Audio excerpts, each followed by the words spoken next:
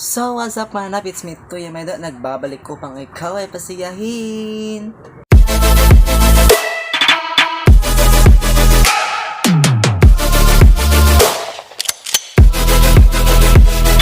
So, for today's video, we're gonna talk about how the communication breakdown. At kung ready ka na, let's go! Arap na! In 3, 2, 1. Communication is a process of exchanging thoughts, ideas, and opinions in order to connect with other people. The goal is to achieve a clear and effective understanding resulting to good relationship in the community. However, there are times when this goal is not reached due to certain factors. When this happens, there is a communication breakdown. Yes, communication breakdown.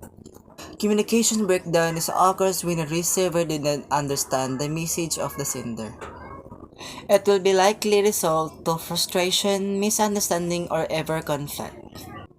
Recognizing the barriers or obstacles to effective communication is important in order to avoid communication breakdown. Here are some of the barriers may cause communication failure. The barriers have 4 different kinds with the noises classified into 3 different kinds. What are those? First is a physical or psychological barriers. It is the natural or environmental condition that act as a barrier communication.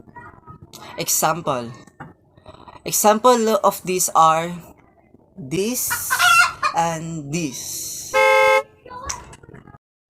Second, psychological barriers.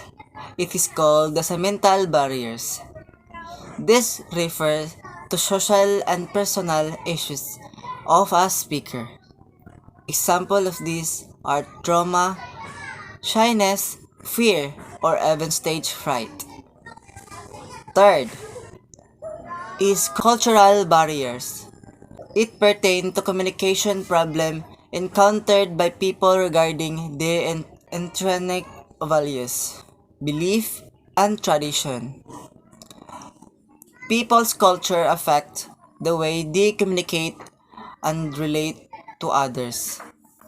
Example are different belief, manners of dressing and speaking. Fourth is the linguistic barriers. Linguistic barriers pertain the conflict with regards to language and the word meanings because words carry denotative and connotative meanings. They can sometimes cause confusion and misunderstanding.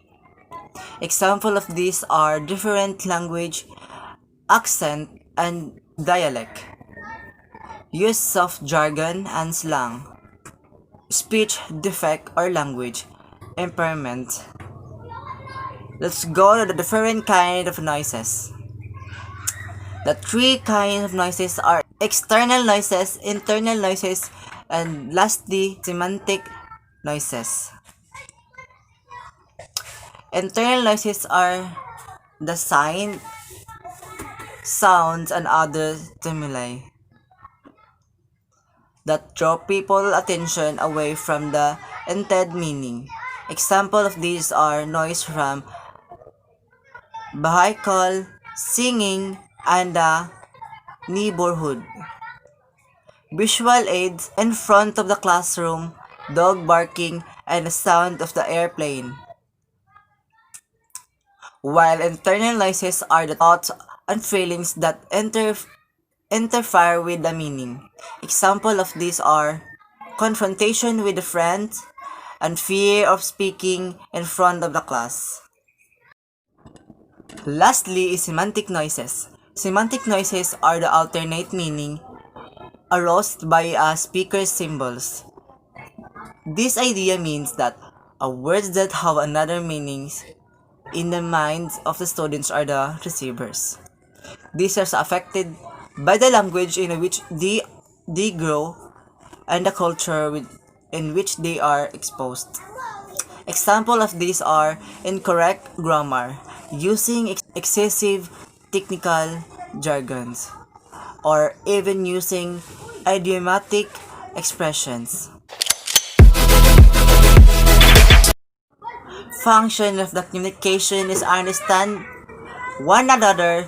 Those barriers and noises tend to do the opposite of the essence of the communication. Recognizing them will lead us to an effective communication, and it will bring us peace and order to the society. And that's all for today's video, guys. Thank you for watching. Bye bye.